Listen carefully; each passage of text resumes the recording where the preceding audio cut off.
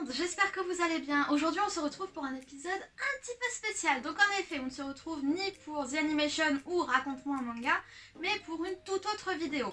Donc en effet ce mois-ci, ou plutôt le mois dernier, donc le mois de juin, j'ai fait énormément d'achats. Donc une amie m'a conseillé de vous montrer mes différents achats que j'ai pu réaliser, que ce soit pour la Japan Expo ou en dehors. Donc oui, je me suis fait énormément plaisir. Donc je ne sais pas pour vous, mais pour moi en tout cas, j'achète pas mal de mangas et d'autres goodies en général. Bon, cette année, je me suis un petit peu moins précipitée sur les goodies que l'année dernière, puisque l'année dernière, j'avais refait ma chambre.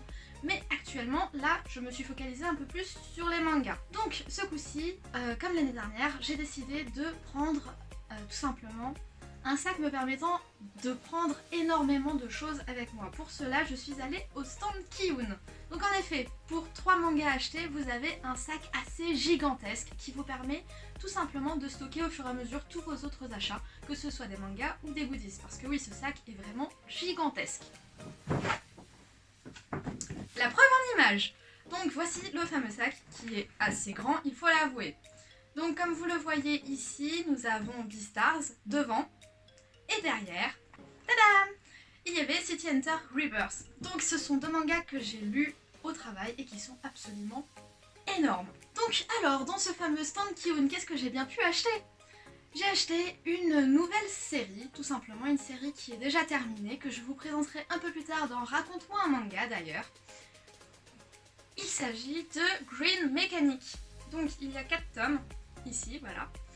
Et apparemment j'ai entendu dire que c'était vraiment une super série, donc je vais attendre de le lire puisque je n'ai toujours pas commencé et je vous donnerai mon avis par la suite. Donc ensuite à la Japan Expo j'ai aussi acheté des suites de séries, notamment The Promised Neverland. Donc oui, c'est une série que j'adore, donc j'ai commencé l'anime, il est vraiment génial.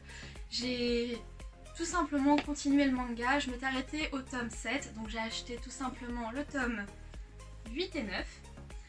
Donc qui viennent compléter mon décor. Ensuite, j'ai pu aussi acheter Les Enfants de la Baleine. Donc c'est un animé que j'avais découvert sur Netflix, que j'avais absolument adoré. Et que je vous présenterai sûrement d'ailleurs dans The Animation. Et je vous ferai sûrement la suite pour savoir exactement ce que j'ai préféré entre le manga ou l'animé. Donc ce coup-ci, j'ai acheté 5 tomes. Donc pour l'instant, il me semble qu'il y en a 11 ou 12 de parus. Donc c'est vraiment juste le début de ce que j'ai acheté. Mais j'ai hâte de lire. En tout cas, quand on regarde les couvertures, elles sont vraiment magnifiques. Ensuite, en dehors de ça, j'ai acheté une peluche pour ma petite sœur. Parce que oui, à chaque fois que je vais à la Japan Expo, j'achète des cadeaux pour ma famille. Et ce coup-ci, je voulais quelque chose d'assez sympa pour ma petite sœur. Donc je lui ai acheté quelque chose qui, je pense, lui plaira. Donc voici la fameuse peluche. Donc ouais, elle est vraiment magnifique, elle est toute douce, donc ça c'est vraiment un truc super. À la Japan Expo, les peluches sont magnifiques, il y en a énormément. La preuve, l'année dernière je me suis fait un petit peu avoir, j'ai acheté 5-6 peluches juste pour moi. Donc ce coup-ci je me suis rien acheté, mais j'ai acheté celle-ci et elle est vraiment magnifique, j'espère que ça lui plaira en tout cas. Ensuite, il y avait vraiment quelque chose que je voulais à cette Japan Expo, c'était continuer ma collection de mangas, certes, mais aussi trouver des goodies par rapport à des mangas que j'aime bien ou des animés, donc notamment Aggretsuko, vous vous en doutez bien. Donc forcément, j'ai hésité, mais au final, j'ai trouvé une figurine pop donc de Aggretsuko, une figurine en version limitée, donc j'ai craqué, comment dire, voilà, hein, il n'y a pas 36 000 expressions. Donc la fameuse Aggretsuko qui est absolument magnifique. Donc de base je cherchais Aggretsuko heureuse, donc là elle est heureuse bien évidemment, mais aussi en colère pour les mettre côte à côte, sauf que je n'ai pas trouvé celle qui était en colère. Donc j'essaierai de la trouver plutôt en ligne et je la rajouterai avec celle-ci. Donc je vais la déballer maintenant et je vais la rajouter dans le décor. Voilà.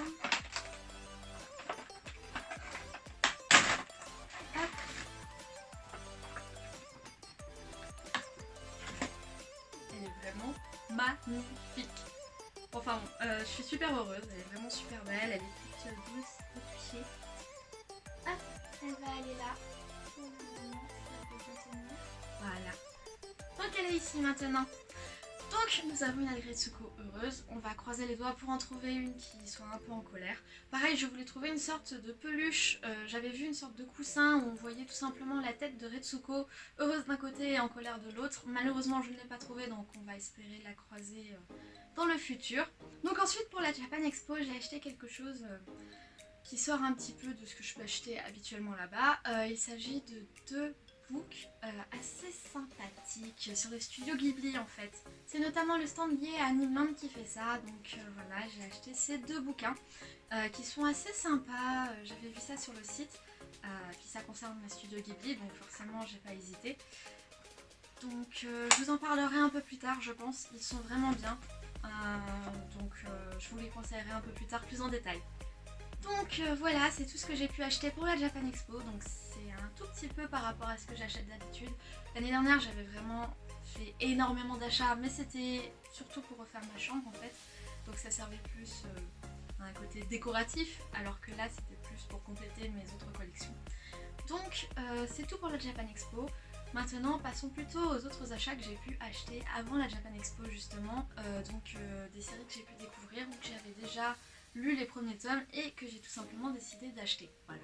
Donc ça c'est uniquement mes achats de la Japan Expo. Donc oui, c'est pas tant que ça au final. L'année dernière j'avais acheté beaucoup plus de choses. Mais ce coup-ci j'avais déjà acheté pas mal de mangas avant la Japan. Donc du coup j'ai dû un peu me calmer. Donc voilà. Donc tout d'abord commençons par les éditions Akata. Donc là franchement je me suis fait plaisir. J'ai acheté énormément de choses chez eux. Donc tout d'abord une série que j'ai absolument adorée et qui vient de se terminer. Donc j'ai acheté les 4 tomes. J'avais déjà les 2 premiers, donc j'ai acheté les 2 derniers récemment. Donc voilà. Donc il s'agit de Good Night I Love You, une vraie perle. Franchement il est magnifique. L'histoire est absolument génialissime. Alors forcément ça change un peu de l'ordinaire, mais pas forcément. C'est en effet plutôt, comment dire, un voyage qu'on fait avec le personnage principal, qu'on vit avec lui. Donc c'est assez sympa, les dessins sont aussi très bien faits, mais je n'en parle pas plus parce que c'est le prochain épisode de Raconte-moi un manga. Il est vraiment magnifique et je veux vous faire partager ce manga. Donc comme vous le voyez, les mangas sont en train de tomber au fur et à mesure parce que ce décor change de mois en mois. Donc à chacune des vidéos, il change au fur et à mesure de mes achats. Donc en effet, je mets en avant les derniers achats que j'ai pu effectuer et mes coups de cœur aussi. Donc forcément, vous allez voir petit à petit les étagères se vider au fur et à mesure de cette vidéo. Donc ce coup-ci, j'ai acheté le premier tome de Whispering, donc un manga qui a l'air assez sympa, je ne l'ai pas encore lu. J'ai entendu pas mal d'avis positifs dessus, donc j'ai hâte de savoir s'il vaut le coup ou pas. Mais l'histoire a l'air assez intéressante, assez sympathique, donc à voir ce que ça va donner. Ensuite, j'ai acheté un shoujo, ça change un petit peu d'habitude. Alors, donc le shoujo, le fameux Perfect World, voilà. Donc beaucoup d'entre vous le connaissent déjà, en effet c'est pas la première fois qu'il est paru. Il y a à peu près 10 ou 11 tomes pour le moment, donc quelque chose d'assez sympathique, notamment qui parle de choses assez importantes, notamment l'handicap. Donc c'est un manga qui a l'air d'être assez passionnant et assez sympathique, franchement assez sympa à lire, à voir ce que ça donne, mais franchement j'ai hâte de savoir ce que j'en pense. Donc ça je vous le dirai forcément, j'en parlerai un peu plus tard. Donc toujours du même auteur que Perfect World, un one shot. Donc il s'agit de Par-delà les étoiles, donc je me suis dit pourquoi pas prendre ça, un one shot, ça peut être pas mal. Donc je vous dirai aussi ce que j'en pense directement, je pense que je ferai une petite vidéo mais sur l'auteur plutôt que sur un manga. Donc voilà, on parle un petit peu des futures vidéos. Mais voilà, ça a l'air pas mal du tout. Un autre one shot. Disons que j'aime bien les one shots, c'est assez sympa, c'est assez rapide à lire et surtout c'est assez bien construit pour la plupart. Donc c'est pareil, c'est un petit shoujo, donc le secret de l'amitié. Je suis tombée dessus, j'ai pas du tout lu le résumé, j'ai à peine feuilleté le manga donc je ne sais rien du tout dessus, mais je me dis pourquoi pas. Donc je vous en parlerai si c'est plutôt intéressant, sinon je vous en parlerai pas, voilà. À voir. Un manga que j'attendais, c'est un témoignage donc sur Fukushima qui s'appelle Je reviendrai vous voir. Donc celui-ci je vous en parlerai aussi un peu plus tard parce que je pense que ça peut être intéressant à parler avec vous. voir exactement ce qu'est le manga, qui est l'auteur, etc. Donc ça, j'en reviendrai vers vous plus tard aussi avec celui-ci. Mais c'est un sujet assez dur, franchement, quand on regarde ce qui s'est passé en 2011. Donc assez intéressant, je pense. Franchement, je pense qu'il faut le coup. Donc en effet, c'est en train de se casser la figure. Mais bon, voilà. Ouais, j'ai énormément acheté chez Akata ce mois-ci, dis donc. J'ai acheté aussi Éclat d'âme, qui s'est terminé il y a peu de temps, qui a l'air vraiment sympa. C'est une série sur le LGBT. Donc c'est un peu dans l'air du temps, mais surtout c'est assez important comme sujet aussi, donc un peu comme le handicap. Là c'est un autre sujet d'actualité qui vaut le coup, je pense, d'en parler avec vous. Voilà, c'est une série en 4 tomes, je l'ai pas encore lu, mais je sais que c'est hyper intéressant. Donc je garde ça pour un peu plus tard. Et la dernière série que j'ai pu acheter est notamment complétée parce que j'avais les 3 premiers tomes. Donc c'est Aromantic Love, donc une histoire aussi un peu LGBTQ, surtout au sujet des personnes aromantiques. Donc je ne sais pas du tout si ça suit vraiment la trame d'une personne aromantique ou si c'est plutôt du style oui je suis aromantique mais finalement je tombe amoureuse. Donc je le saurai en lisant cette nouvelle série. Donc c'est assez sympa, ce sont des petites séries courtes chez Akata, c'était plus ou moins mon objectif, avoir des séries en très peu de tomes, donc par exemple celui-ci en 5 tomes, les autres la plupart en 4 tomes, parce que oui, quand on regarde The Promised Neverland qui en est déjà au tome 9, et d'autres séries qui sont encore plus loin, pourquoi pas prendre des petites séries assez courtes pour vous les conseiller, voilà. Donc ça c'est tout pour chez Akata. Ensuite, chez Kiyun, j'ai tout simplement pris une nouvelle collection que j'avais déjà débutée il y a un petit moment en empruntant des livres tout simplement. Et j'étais absolument dingue de ce manga. Donc il s'agit de Beastars, donc comme sur la poche de Kiyun tout simplement. Donc voilà Beastars. Donc pour le moment il n'y en a absolument que 5 de sortie, mais ça avance petit à petit et c'est réellement un manga que j'adore. Donc celui-ci je vais vous le présenter aussi dans peu de temps. Il est absolument magnifique, vraiment sympa, assez bien trouvé. Et un peu comme dans Agretsuko, on parle notamment de la société, mais version animale. Donc une sorte de caricature refaite de notre société, mais avec des animaux de partout. Donc c'est assez bien trouvé et notamment il va y avoir une nouvelle série qui va sortir sur Netflix sur cette nouvelle série en fait. Donc ça rentre totalement dans le thème de cette chaîne. Donc ensuite j'ai acheté des nouveaux mangas chez Kurokawa. Donc tout simplement une nouvelle série qui est sortie il y a très peu de temps, qui est assez sympa, Kemono Incidents. Donc l'histoire d'une jeune ghoul, d'une jeune ghoul, mi-ghoul, mi-humain, avec des histoires un petit peu détectives, voilà. Donc j'attends de voir exactement vers quoi ça va se mener avant de vous en parler. J'ai fini les 2 tomes, ils sont assez sympas. Voilà, j'aime beaucoup, mais j'attends de voir exactement vers quoi ça va aller avant de vous présenter ce manga. Donc vous en saurez un peu plus tard, mais franchement, il est assez sympa. Et pour l'instant, il n'y a que 2 tomes, mais il est assez fait parler de lui, donc je vous le conseille. Alors oui, je vais vous parler de ce manga de chez Kiyun, qui est tout simplement dans mon cœur. Hein, franchement, c'est mon petit chouchou, voilà, de l'année. Il est vraiment magique, magnifique, tout ce que vous voulez. Donc il s'agit de Magus of the Library. Il est extraordinaire, voilà. Les dessins sont magnifiques, j'avais jamais vu ça en manga, c'est vraiment incroyable. Franchement, il vaut absolument le coup. En plus, clairement, il est hyper épais. Les détails sont magnifiques, c'est juste magique, enfin ça vous transporte, c'est juste dingue. Quand je lis un manga de ce manga-ci, donc de cette série, je passe pas juste 20 minutes, 30 minutes dessus, non je passe 45 minutes, 1 heure juste pour regarder les dessins en fait. Je perds énormément de temps juste sur les dessins.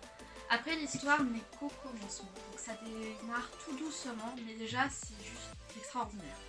Donc forcément ça vous l'avez compris, ça sera forcément dans Raconte-moi un manga, parce que franchement ça vaut le coup, mais enfin c'est pas juste un manga, ça aborde énormément de choses, et c'est vraiment quelque chose d'assez intensif. En fait quand on lit, c'est juste magique, enfin on n'y croit pas quoi, c'est waouh, c'est vraiment un coup de cœur de l'année, vraiment magique.